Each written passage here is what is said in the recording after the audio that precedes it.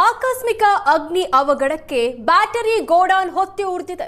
ರಾಮನಗರದ ಬಿಡದಿ ಕೈಗಾರಿಕಾ ಪ್ರದೇಶದಲ್ಲಿ ಈ ಘಟನೆ ನಡೆದಿದೆ.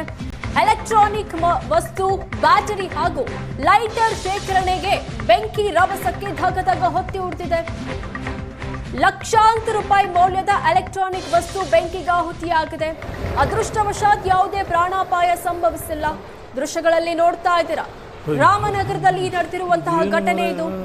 ಬಿಡದಿ ಕೈಗಾರಿಕಾ ಪ್ರದೇಶದಲ್ಲಿ ಬ್ಯಾಟರಿ ಗೋಡಾನ್ಗೆ ಬೆಂಕಿ ಬಿದ್ದಿತ್ತು. ಬೆಂಕಿಯ ರಭಸಕ್ಕೆ ಗೋಡಾನ್ ಹೊತ್ತಿ ಉರಿದಿದೆ. ಲಕ್ಷಾಂತರ ರೂಪಾಯಿ ಮೌಲ್ಯದ ಎಲೆಕ್ಟ್ರಾನಿಕ್ ವಸ್ತು ಬೆಂಕಿಗಾಹುತಿಯಾಗಿದೆ. ಈ ಘಟನೆ ನಡೆದ್ರು 1 ಗಂಟೆ ಆದ್ರೂ ಅಗ್ನಿಶಾಮಕ ಸಿಬ್ಬಂದಿ ಬಂದಿರ್ಲಿಲ್ವಂತೆ.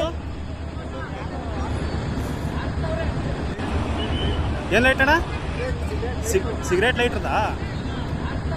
ಎಲೆಕ್ಟ್ರಾನಿಕ್ ವಸ್ತು, ಬ್ಯಾಟರಿ ಹಾಗೂ ಲೈಟರ್ ಶೇಖರಣೆಗೆ ಬೆಂಕಿ ರಭಸಕ್ಕೆ ಧಗಧಗ ಹೊತ್ತಿ ಉರಿದಿದೆ.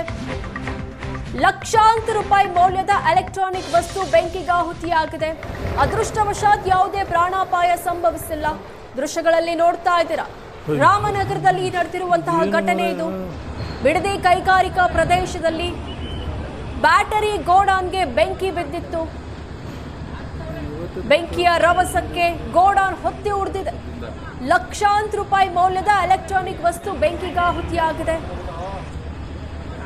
ಈ ಘಟನೆ ನಡೆದ್ರು 1 ಗಂಟೆ ಆದ್ರೂ ಅಗ್ನಿಶಾಮಕ ಸಿಬ್ಬಂದಿ ಬಂದಿರ್ಲಿಲ್ವಂತೆ.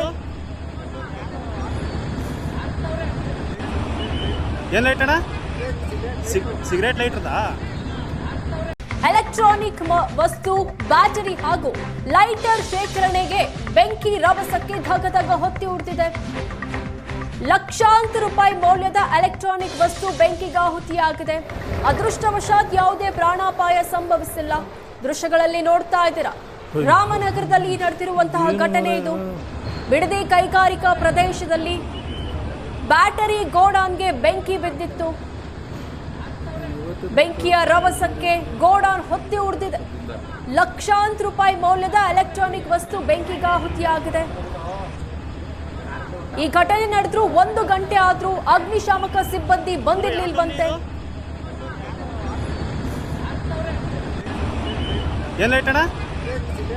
ಸಿಗರೇಟ್ ಲೈಟರ್ದಾ?